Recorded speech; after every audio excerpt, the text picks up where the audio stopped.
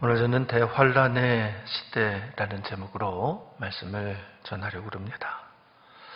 참으로 안타깝고 참담한 심정입니다. 1885년 우리나라에 복음이 전파된 이래 단 한 번도 없었던, 물론 전쟁 시에는 이와 유사한 일들이 조금은 있었겠습니다만, 그러나 이렇게 온 교회가 다 예배 드릴 수 없는, 모일 수 없는 전대미문의 상황이 일어났습니다. 예배당에 성도들이 함께 모일 수가 없는 참 기가 막힌 일이 일어난 겁니다. 교인이 교회에 모일 수가 없는,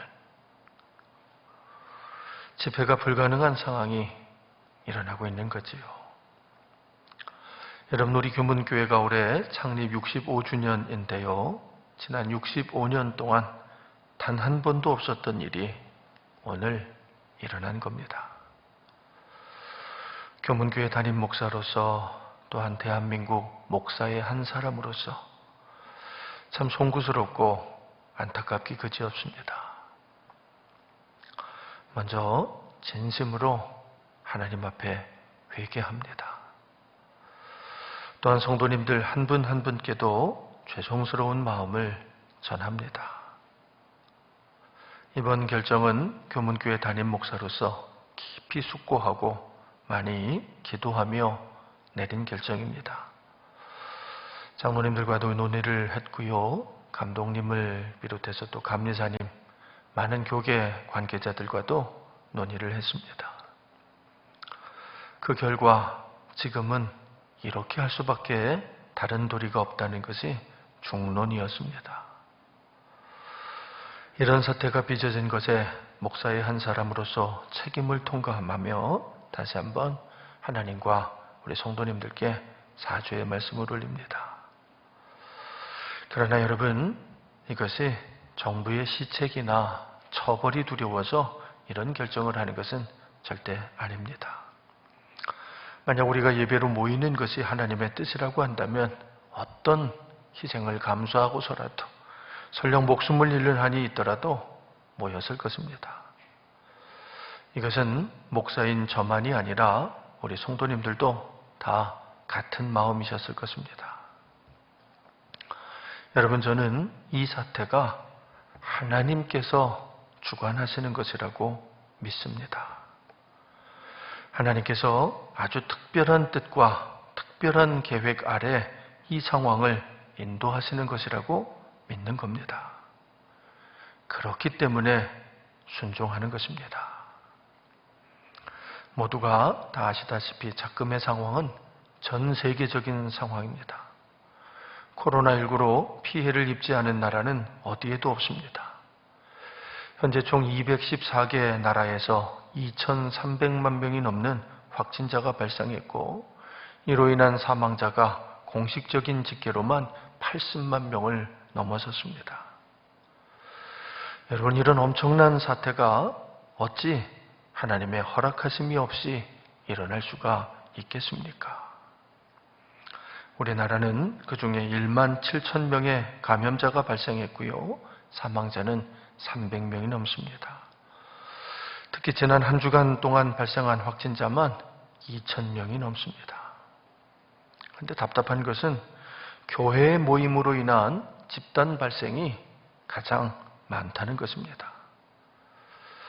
전국적으로 여러 교회에서 이 감염이 발생을 했고, 교회로 인한 발생자만 1,000명이 가까운 그런 확진자가 나왔습니다. 특히나 이 성북구 사랑제일교회를 통한 감염 사례는 걷잡을 수 없을 정도로 심각한 상황입니다. 여러분, 사실 이 사랑제일교회는 지난 2019년, 그러니까 작년 7월에 소속 교단인 대한예수교 장로회 백석 대신 총회에서 제명을 당한 교회입니다. 그러니까 현재 정식 교단에 소속되어 있지 않는 이미 제명된 교회입니다.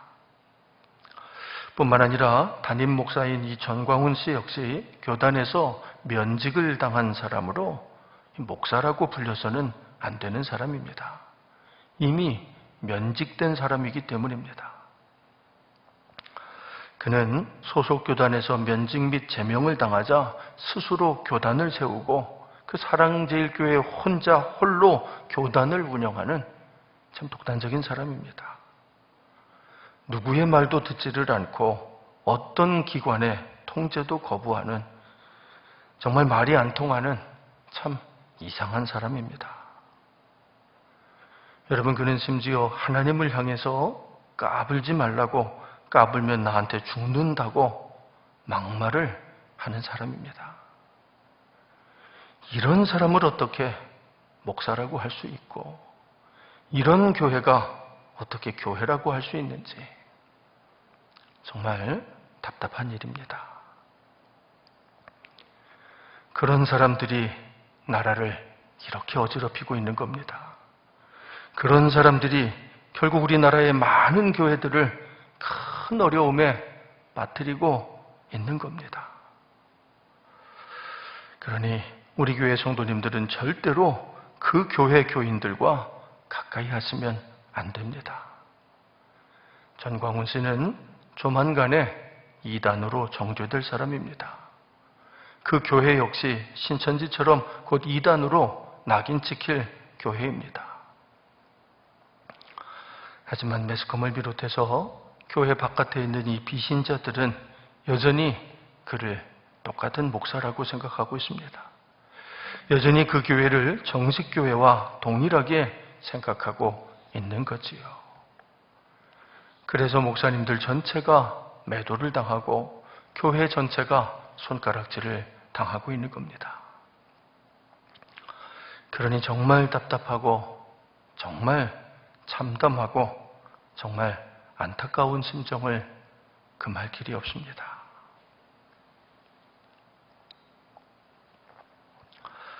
코로나19는 하나님의 경고입니다. 이 시대 우리 모두를 향한 하나님의 준엄한 경고입니다. 하나님의 경고는 절대로 무시해서는 안 되는 것입니다. 귀담아 잘 듣고 그 뜻을 잘 깨달아 알아서 고칠 것은 고치고 회개할 것은 회개해야 합니다. 그건 무시해서는 안 되는 겁니다. 그걸 무시하는 것은 하나님을 무시하는 것과 같은 것입니다. 하지만 사랑제일교회 교인들을 비롯해서 이 전광훈 씨와 일부 몰지각한 사람들은 그 경고를 무시하는 사람들입니다. 마치 이 준엄한 하나님의 경고가 아무것도 아닌 것처럼, 마치 자신들과는 상관이 없는 것처럼, 자신들은 그 경고하심에 해당하지 않는 사람들인 것처럼 함부로 행동하고 못되게 행동하고 있습니다. 안 됩니다. 절대로 안 됩니다. 하나님의 경고하심에는 아무도 예외가 될 수 없습니다. 옛날 이집트에도 하나님의 경고하심을 무시했던 사람들이 있었습니다. 바로 바로 왕과 그의 신하들, 그리고 그 나라의 백성들이었습니다. 그들은 하나님이 보내신 요셉을 통해 구원을 받고 큰 은혜를 입었던 사람들입니다. 요셉이 아니었다면 7년 대기근을 통해 나라도 망하고 백성들도 다 굶어 죽을 수밖에 없었습니다. 그것을 불쌍히 여기신 하나님께서 요셉을 보내주셨습니다. 요셉이 하나님의 뜻을 깨달아 알아서 그들이 대환란을 피해 살아남을 수 있도록 인도해 준 것입니다. 하지만 시간이 흐르면서 요셉을 알지 못하는 악한 왕이 일어났습니다. 그는 요셉의 자손인 히브리 민족을 박해하기 시작했습니다. 히브리 민족을 마음대로 노예로 삼아 무자비한 노동에 동원한 겁니다. 뿐만 아니라 사내 아이들을 나일강에 던지라는 잔인한 법령까지 명령했습니다. 그러니 히브리 민족, 곧 이스라엘 민족은 극심한 고통에 시달리며 비참하게 살아갈 수밖에 없었습니다. 그들이 할 수 있는 것은 오직 하나, 기도밖에 없었습니다. 그렇습니다. 그 환난의 시기에 이스라엘은 엎드려 기도했습니다. 고통에 신음하면서 학정에 억눌리면서 안타까운 마음으로 하나님께 부르짖어 기도했던 겁니다. 그러자 우리의 작은 신음 하나도 외면하지 않으시는 하나님께서 그 기도에 응답하셨습니다. 그래서 그들에게 모세를 보내주셨습니다. 이스라엘을 구원하시려고 그 기도에 응답하시려고 모세를 보내주신 겁니다. 그런데 사랑이 많으신 하나님은 바로와 이집트를 순식간에 멸망시킬 수도 있었지만 그들에게도 회개하고 돌이킬 수 있는 기회를 주셨습니다. 그것도 자그만치 10번이나 회개할 수 있는 기회를 주셨습니다. 여러 가지 재앙들을 통해서 10가지 재앙을 통해서 회개할 수 있도록 기회를 주셨던 것입니다. 하나님은 그들이 가장 믿고 의지하는 나일강을 피로 변하게 하셨으며 그 강에서 개구리들이 올라와 백성들의 삶을 괴롭히게도 하셨습니다. 이가 생겨서 괴롭게 하기도 하셨고 바리가 들끓어서 괴롭게도 하셨습니다. 가축들이 전염병으로 죽게 하셨고 악성 종기가 돋아나 아픔으로 고통받게도 하셨습니다. 무시무시한 우박이 떨어지게도 하시고 메뚜기 떼가 창궐해서 식량이 고갈되게도 하셨습니다. 또한 그들이 최고로 추앙하는 태양신의 무력함을 보여주시려고 흑암이 임하게도 하셨습니다. 하지만 바로 왕과 이집트 백성들은 재앙의 순간에만 회개를 하는 척 했습니다. 어려운 순간만 고비만 넘겨보려고 번번이 거짓말을 일삼았던 것입니다. 결국 하나님께서는 그들이 도저히 견딜 수 없는 마지막 재앙을 준비하셨습니다. 그것은 그들의 모든 가정에 죽음을 내려보내는 것이었습니다. 여러분, 생명은 하나님이 주관하시는 것입니다. 그렇기 때문에 하나님이 거두어 가시겠다면 누구도 거역할 수가 없습니다. 바로 왕이라 하더라도, 권력이 아무리 많아도, 재물이 아무리 많아도, 지식이 아무리 많아도 하나님이 보내시는 죽음은 누구도 막을 수 없는 겁니다. 하나님께서 너무 고집이 세고 미련한 이 바로 왕과 이집트 백성들에게 그 재앙을 내리겠다고 하시는 겁니다. 모든 가정에 그 재앙이 임해서 모든 마지들의 생명을 다 거두어 가시겠다고 하신 것입니다. 하지만 사랑이 많으신 하나님은 그 재앙에도 피할 길을 열어주셨습니다. 그 재앙을 피할 수 있는 한 가지 방법을 알려주신 겁니다. 그 방법은 집 좌우 문설주와 인방에 어린 양의 피를 바르는 것이었습니다. 1년 된 흠없는 수컷 양을 잡아 그 피를 우슬초에 찍어 대문 옆과 위에 바르는 것입니다. 그러면 재앙의 밤에, 죽음의 밤에 죽음이 임하지 않게 하시겠다고 약속하신 것입니다. 그 끔찍한 죽음에서 피할 수 있는 유일한 방법을 알려주신 겁니다. 오늘 본문이 바로 그 약속을 해주시는 장면입니다. 우리 한번 같이 읽어보겠습니다. 출애굽기 12장 12절과 13절 말씀을 읽습니다. 시작. 내가 그 밤에 애굽 땅에 두루 다니며 사람이나 짐승을 막론하고 애굽 땅에 있는 모든 처음 난 것을 다 치고 애굽의 모든 신을 내가 심판하리라. 나는 여호와라. 내가 애굽 땅을 칠 때에 그 피가 너희가 사는 집에 있어서 너희를 위하여 표적이 될지라. 내가 피를 볼 때에 너희를 넘어가리니 재앙이 너희에게 내려 멸하지 아니하리라.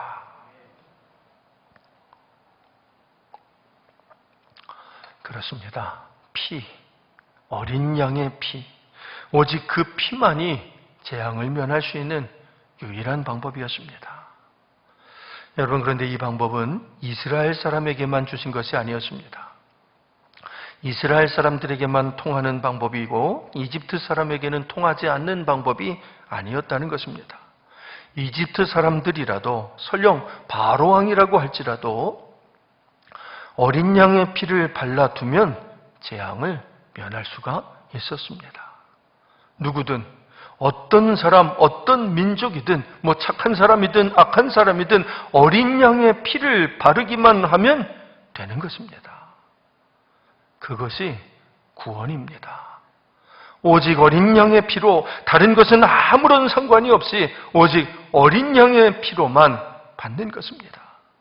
그 피가 묻어 있으면 살고 그 피가 없으면 죽는 겁니다. 이스라엘 백성일지라도 그 피를 바르지 않았으면 죽임을 당하게 되고 이집트 사람이라도 그 피를 바르고 있으면 죽음을 면하게 되는 겁니다. 물론 이 말씀은 영적으로 해석해야 하는 말씀입니다. 어린 양의 피는 두말할 것도 없이 예수님의 피입니다. 그렇습니다. 예수님의 피, 곧 보혈입니다. 구원을 얻는 유일한 길은 오직 예수님의 피밖에 없습니다. 예수님의 피, 그 거룩한 보혈만이 구원을 얻는 유일한 방법입니다. 어느 나라 사람이든 심지어 악한 사람, 착한 사람이든 관계가 없습니다. 배운 사람이든 못 배운 사람이든 가진 사람이든 없는 사람이든 아무런 관계가 없습니다. 누구든 예수님의 피가 묻어 있으면 살고 없으면 죽는 겁니다. 그 피는 믿음이 있는 사람에게만 주시는 피입니다. 십자가의 공로를, 예수님의 공로를 믿는 사람, 그 사람에게만 주시는 특별한 은총입니다. 이것은 모세의 시대도 마찬가지였습니다. 하나님의 말씀을 믿고 모세가 전해주는 말씀을 믿고 어린 양의 피를 문에 바른 사람만 구원받는 겁니다.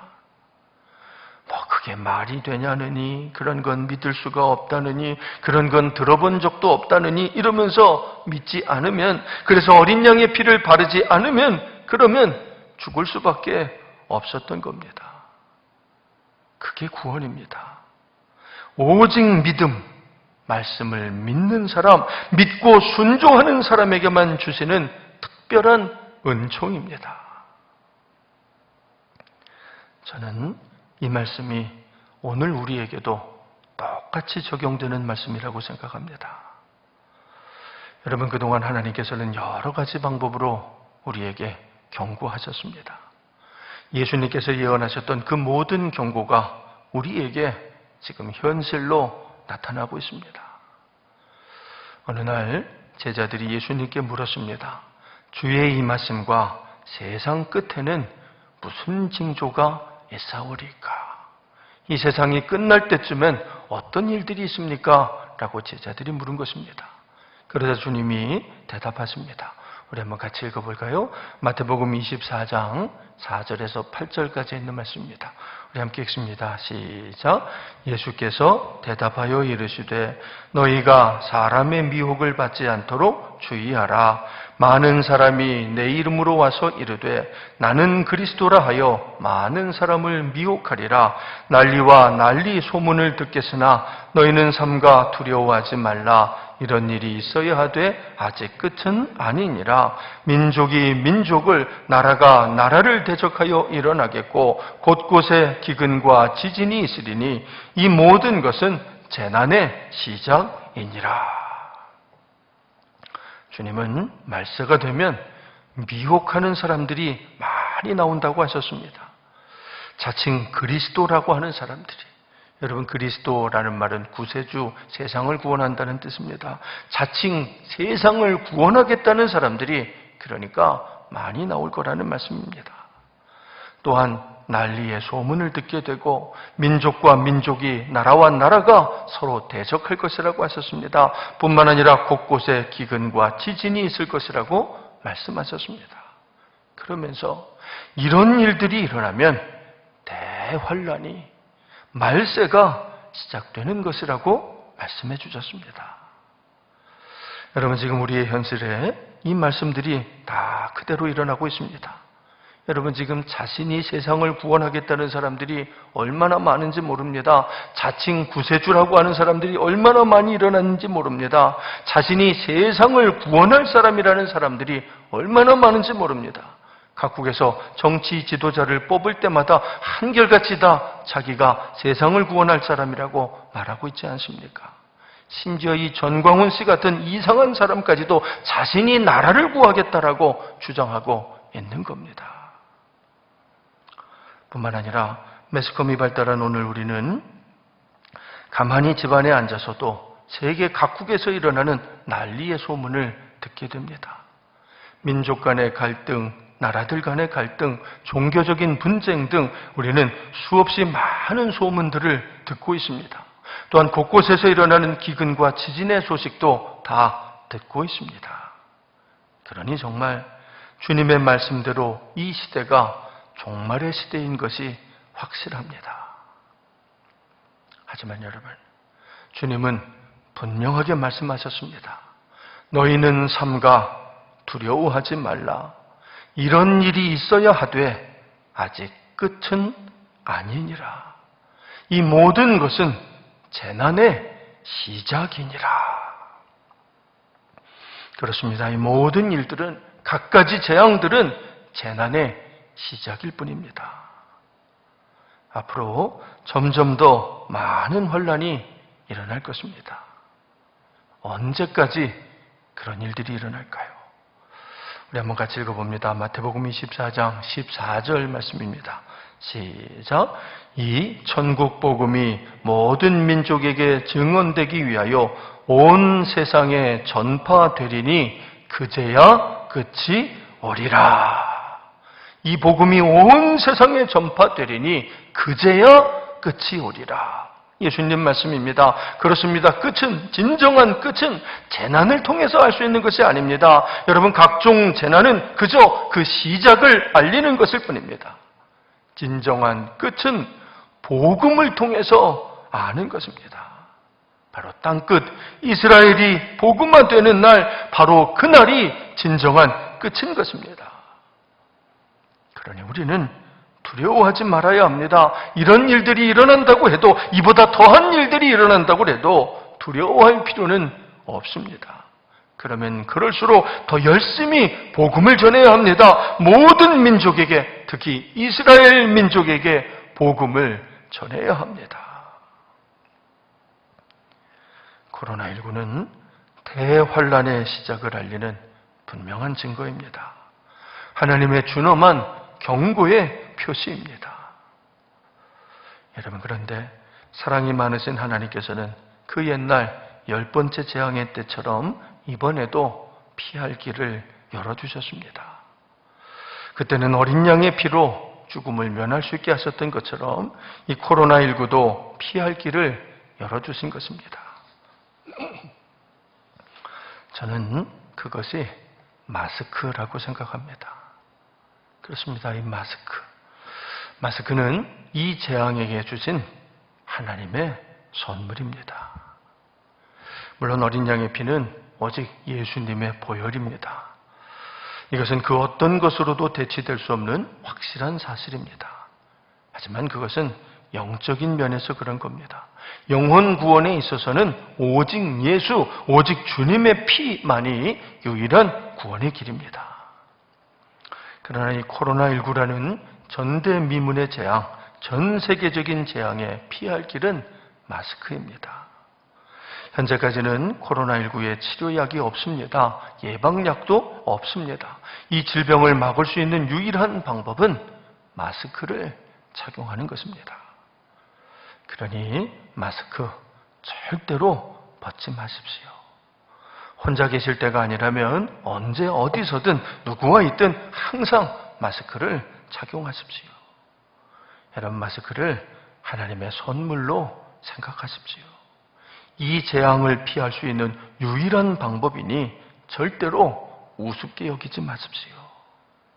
바로 왕과 이집트 백성들은 모세의 경고를 무시하고 어린 양의 피를 문에 바르지 않았습니다. 그 결과 모든 가정에 죽음이 임했습니다. 코로나19도 하나님이 보내시는 경고입니다. 이 재난을 피할 길은 마스크밖에 없습니다. 그러니 꼭 잘 착용하십시오. 그리고 이번 주간만큼이라도 가급적 외출하지 마십시오. 6월절 그 죽음의 밤처럼 이번 주간에는 어디 다니지 마시고 집에 머물러 계십시오. 교회도 올 수 없는 상황인데 어디를 가시겠습니까? 그럼에도 불구하고 어쩔 수 없이 외출을 하셔야 된다면 반드시 마스크를 착용하십시오. 하여튼 마스크를 생명처럼 여기시고 어떠한 경우에도 벗지 마십시오. 여러분이 바이러스는요, 모든 사람이 마스크를 다 착용하고만 있으면 며칠 안에 소멸하는 것입니다. 바이러스라고 하는 것은 이 공기 중이나 이 어떤 외부에서는 살아갈 수가 없는, 생존할 수가 없는 것입니다. 이것은 오직 사람의 몸 안에 들어있을 때만 생존할 수가 있는 것입니다. 다 마스크를 쓰고 있으면 이것이 몸 바깥에 나와 있어서는 얼마 못 가서 며칠 안에 다 소멸하게 될 것이기 때문입니다. 그러니 우리 교문교회 모든 성도님들께 간곡히 당부드립니다. 가급적 꼭 집에 머물러 주시고 꼭 외출을 하셔야겠다면 반드시 마스크를 착용하도록 하십시오. 대환란이 시작되었습니다. 이것은 하나님께서 보내시는 엄중한 경고입니다. 모든 나라, 모든 백성에게 보내시는 준엄한 경고입니다. 절대로 무시하지 마십시오. 누구에게도 예외가 없는 무서운 경고입니다. 그러나 10번째 재앙인 죽음은 그 밤이 지나자 함께 사라졌습니다. 코로나19도 조만간 해결될 것입니다. 여러분, 그러면 우리 다시 교회에서 모여서 함께 예배드리며 기쁘게 만날 수 있을 것입니다. 그날이 올 때까지 잘 이겨내셔야 됩니다. 슬기롭게, 지혜롭게 이겨내셔야 됩니다.